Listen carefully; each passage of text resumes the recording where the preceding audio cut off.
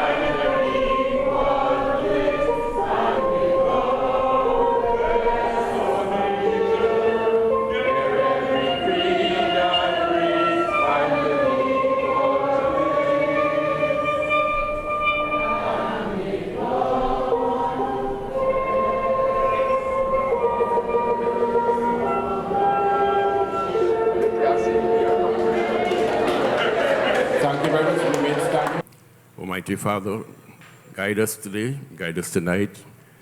Thanks for the 20 years of service and guidance as we attempt to celebrate our culture, our history.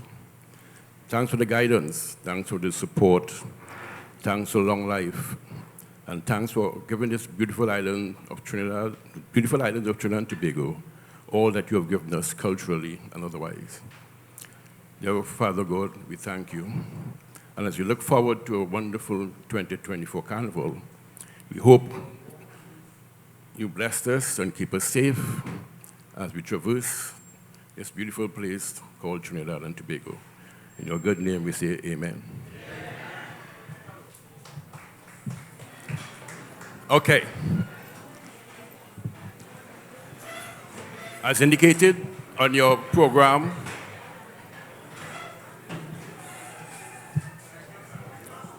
we are the Divas are celebrating 20 years of involvement in the Trinidad and Tobago Carnival. From 2004,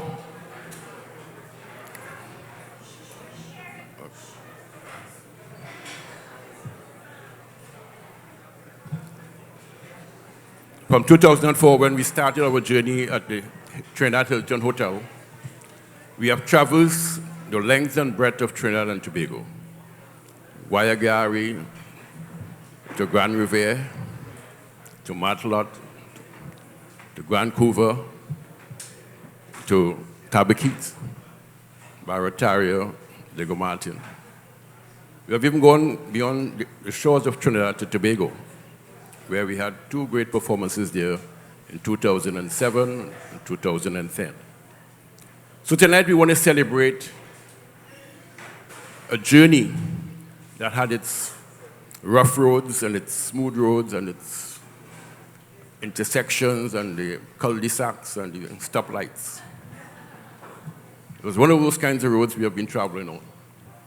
But tonight we will focus on some of the more positive things. For example, in 2004, we had Miss Karen and Eccles being crowned National Calypso Queen.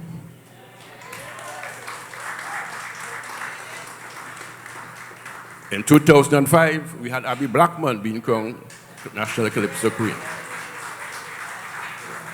Also in 2005, we had Miss Jenny Leger, a young lady who was labeled the most promising female calypsonian at the time. And in 2007, our chorus group, the Divas, was crowned the most promising and the best chorus group for the Carnival 2007. Those were the days when the NCC paid particular tribute to more than just the Dimash Grass show, where they give individual prizes, individual awards, or individual performances, something that, for reasons unknown, they have gone by and they have stopped doing. So we have had some wonderful times. And therefore, we are here tonight to celebrate that and to also share with you some of our 2024 Calypso hits. We also want to pay tribute to Singing Francine, a lady who, in my estimation, may have not been valued enough or may have been devalued because of certain things that was happening around her time frame. For example, we have always had a situation in Trinidad where we had competing stardom. What I mean by that, we had an era where we had Executor against Roaring Lion. We later had Melody against King Radio. We had Sparrow against Melody, and then Sparrow against Kitchener. Later we had Marshall against Iowa. But we are a society where these competing forces tend to generate some interest, and it adds to the cultural flavor that we are become accustomed to. In the scenario with Francine, she had to deal with Calypso Rose. And Calypso Rose, being who she is, was dynamic, was provocative, was in your face. Whereas Francine adopted a more conservative, more under-the-table approach to the way she performed, the way she dressed. But that fit the whole excitement of what culture and Calypso was. Excuse me. What it was at the time. And therefore, Rose being who she is, the media, the public, gravitated more towards Calypso Rose. She was the female of Sparrow, both in terms of her performances and her lyrics. Sparrow sing about women, she sing about men. Sparrow talk about Gina Diner, she talk about the Ice Pick Man and all these kind of things. So she represented that, which was very important. But whilst that was happening, Francine continued along a very quiet path, performing any genre of music and being there, but playing a second-class role to Calypso Rose. And I feel that we have not honored her enough, and that's the reason for us celebrating her music tonight and for this carnival.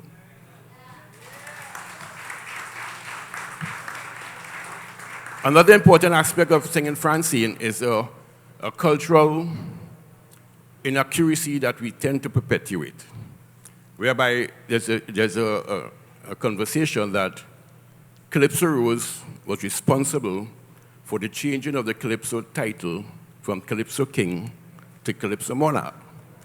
Now, if you understand the business of advertising and marketing, her management team found that convenience to advertise and to promote Rose. But the real history and the accuracy of the information is that between 1970 to 1975, Singing Francine was in the Calypso King finals on 3 occasions, where Calypso Rose was only there once. And the point I'm making is that the CDC at the time recognized that if Francine continues to be there, for example, in 1975, she came second to Lord Kitchener. It meant that somewhere along the line, she would have won. And in their wisdom, they decided to change the name in 1976 to the Calypso Monarch competition. And to prove the point, Calypso Rose did not win the title until 1978. So that narrative must be made public.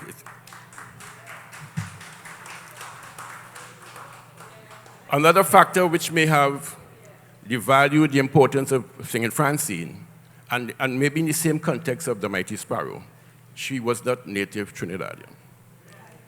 And we tend to deal with the small island. I know my wife is from the small island. We tend to deal with the small island in a very negative way. But importantly, in the early 19th century, especially after in the early 19th and late 20th and mid 20th century, especially after World War II, the bulk of the cultural practitioners in Trinidad were from the small islands. And therefore, when we talk about the invention of Pan and Calypso, the early pioneers of those two movements have been people who came from the islands.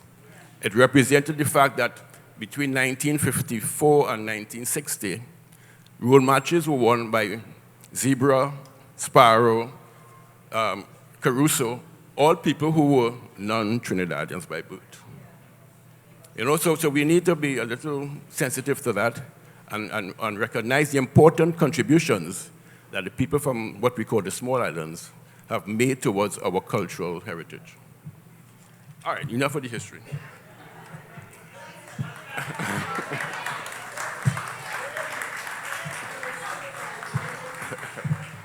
However, you know, as I said, we are celebrating tonight, and there are certain things I will prefer not to speak about. For example, I won't speak about the fact that our national body, Trinidad Unified Calypsoes Organization, they have refused to support the Divas for 2024. And reason being, anyway, they refused to support the Divas Calypso Cabaret for 2024.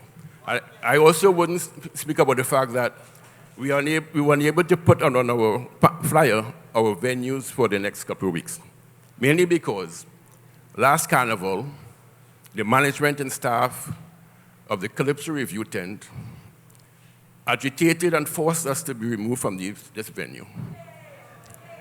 And therefore, under Carl's guidance, and I must compliment Carl for indulging and engaging in ensuring that we are here by negotiating with the management of the SWTU to ensure that when Calypso Review are not located here, we have an opportunity to perform here.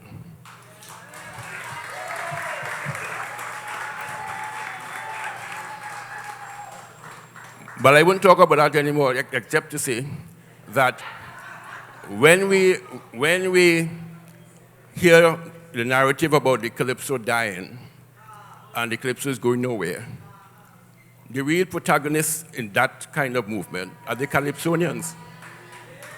They continue to dig their own graves, and they continue to not support Calypso in the way it's supposed to be. It's always a competition in more sense than the word. It's always a fight down.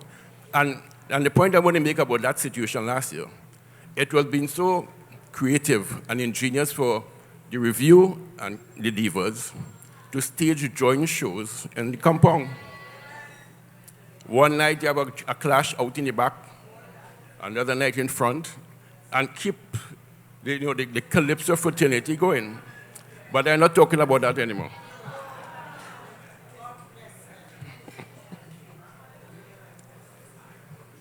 At this juncture, I'd like to call on stage Miss Karen Eccles and Miss Stacey Sobers Abraham.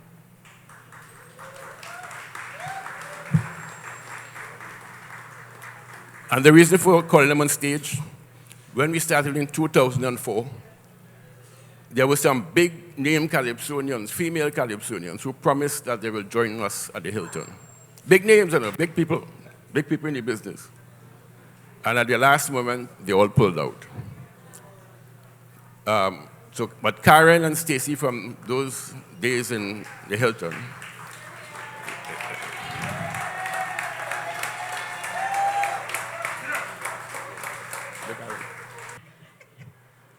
so on behalf of the management and cast of the Divas Calypso Cabaret International, I'm presenting these 2 bouquets of flowers to Karen and Stacey. They get in their flowers.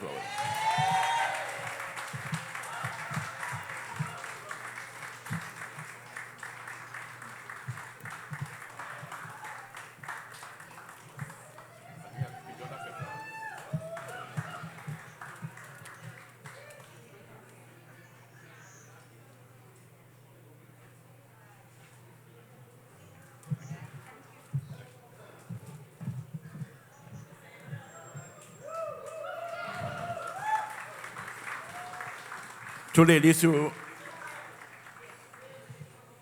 endured a lot of my moods, my carnival moods, and all the. But I really want to sincerely thank Karen and Stacey for staying the course and ensuring that we operate every year in a particular way. Let's say it one more time for Karen and Stacey.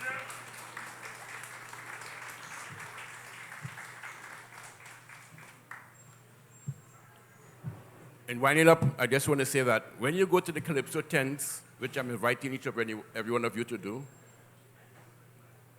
you will recognize in each of the Calypso tents, there are at least 8 female Calypsonians in each tent. When we began this journey in 2004, in each tent in Port of Spain, there was an average of 2 Calypsonians. And I'm saying that through the Divas, there was some sense of recognition, some sense of belief that the women in Calypso should find a place each year in the Calypso tents. And if you go to the review, you'll find some divas in the review. If you go to Calypso Showcase, Calypso Caravan, Classic Russo, anywhere you go, you will find female Calypsonians who pass through the divas. And the point I'm making about that is that we are serving a role or playing a part that Tuco should really be playing. Tuco really should be involved in grooming and providing a nurturing space for young and aspiring Calypsonians, not to be in marketing and promoting tents. In other words, Tuco should have one tent, Calypso House, but by having 5 and 6 tents, what they have done, they have taken away the private enterprise which really drove the Calypso industry. It's because of the private industry of the review and Sparrow's Young Brigade and Blakey's Calypso tent is where you found not only good Calypsos and dedicated Calypsonians, but you had to earn your pick. As it is now with Tuco, you just have to be a member, sing Mary Had a Little Lamb, and you're in the tent. And to make tents even worse, if you're on the national executive, then you're guaranteed a place in the tent, whether you're singing Mary Had No Lamb. Now, these are issues that we need to deal with in the context of ensuring the Calypso product survives, and not only survive, but becomes a quality product, yes. Because by having people just automatically being selected to the tents, you're putting water in the brandy. The product, and then we see the Calypso dying, you're not hearing any good songs, because there's no real commitment by some of the Calypsonians to make a good Calypso to get into the tent. It's too automatic. In the Divas, you don't just get in there, so.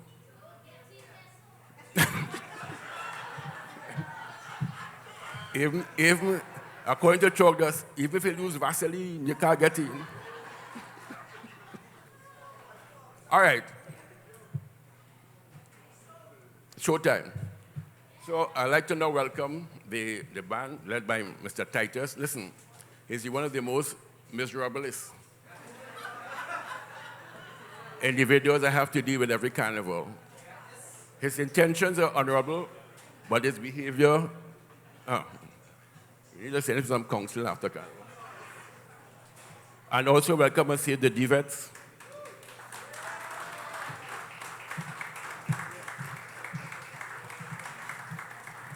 And you see we have our female organist.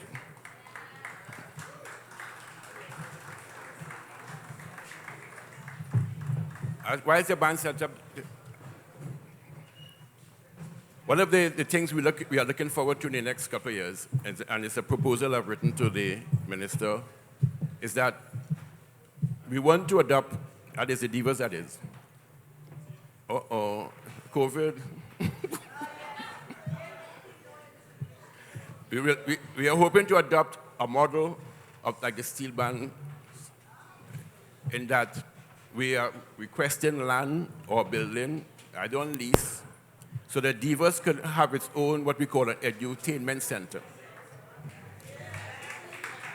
We find that this time, this movement from venue every year, you're looking through the whole process. But again, one of the historical reasons for that is that the Calypsonians, when they found themselves, when they moved away from the mass band, became disinterested in ownership. They became seasonal, so everything for them was the tent for carnival. Unlike the steel band movement, there's always that sense of permanence, given the structure. There's no reason why the Calypso Review, that is over 60 years old, should not have its own facility. You know, so it's some things of that we're looking forward to, and we hope the public will support us by that. We also have an announcement to make, but the only way you'll find out that, you have to come to the Little Carib next Thursday night, when we have Judges Night. It's one of the biggest surprises in the history of Carnival. Okay, so come, we look forward to you being there. Have a good night and hope you enjoy yourselves. Jillian? Good evening, KAFE BLUE. All y'all miss you all, you know. I have some great news. I know you all didn't come for talk, you all come for Calypso. First of all, let me thank my designer, Zadan Eastman. Outer Point 410. My hairstyle was done by the neighbor next door. My makeup by Ronnie Johnson. I just want to say thanks. A man put his hands on me today, and I felt real great. So, and this year, guys, all believe I'm celebrating 10 years in Divas. Well, tonight, I'm celebrating 10 years. So, I just want to thank you all for all the support you all been supporting over the years. Thank you so much. Have a little butterflies tonight, but that's all right. I don't know why. I have a little mister in the audience, that's why. So guys, so ladies and gents, Mr. Montano, good evening to you and Mrs. Montano. Thanks for coming to see me. I know they pay to come and see me. Yeah. All these years I'm climbing over friends to come and see you. Come and see me. So ladies, I hope you all have a frolicking time tonight. You all going to have a fun time. Divets, you all ready? Band, drummer, you ready? Band, drummer, you ready? Horn man. What is the horn man? What's that? Yeah. Something that can work with to start. Open my shoe, you don't follow it like the gig alone.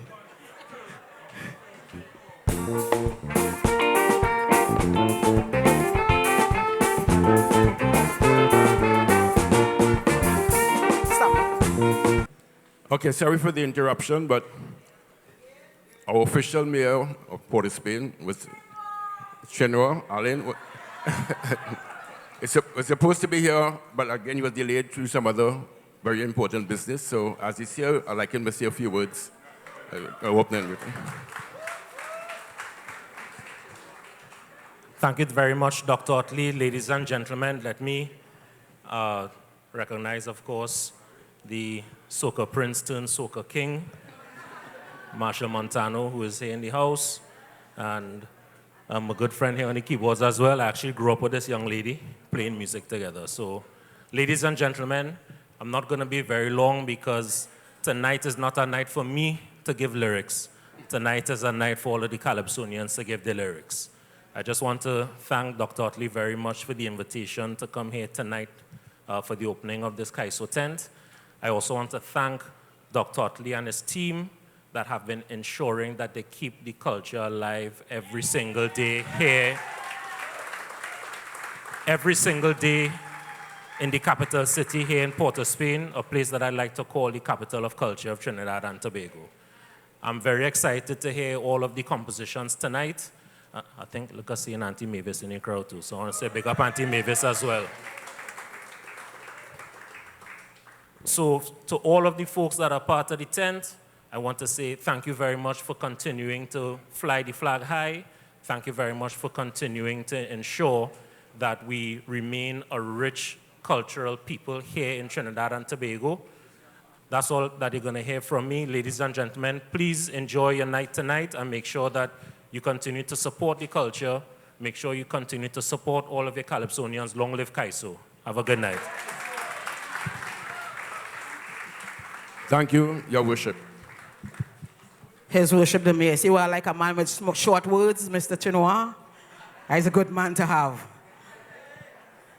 So we have the President coming next now. The President here too, Mr. Otley? Oh, okay, the Prime Minister here. We want to make sure, because when we start, we start.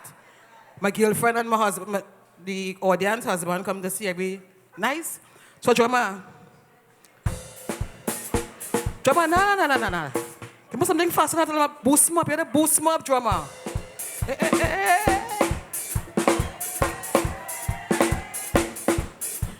Oh my goodness. So guys, drummer, you gotta work with me. Yeah, you just work with me. Have some snake oil for your papa. During the continent, you'll get some. So ladies and gentlemen, I wanted to sit back. My auntie Mavis, I love you dearly, and I thank you dearly. So ladies and gentlemen, this person I'm going to introduce to you all, this was the person who gave me the recommendation for Divas 10 years ago. And she's back with us this year at Divas. KAFE BLUE. Ladies and gentlemen, if you're here for the first time, welcome. Ladies and gentlemen, I want to put your hands together. Welcome on stage, my co-MC, Naomi Abiola.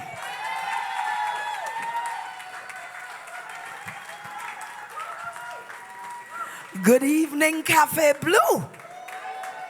Is home a home, and I come back to stay. Good evening, everyone.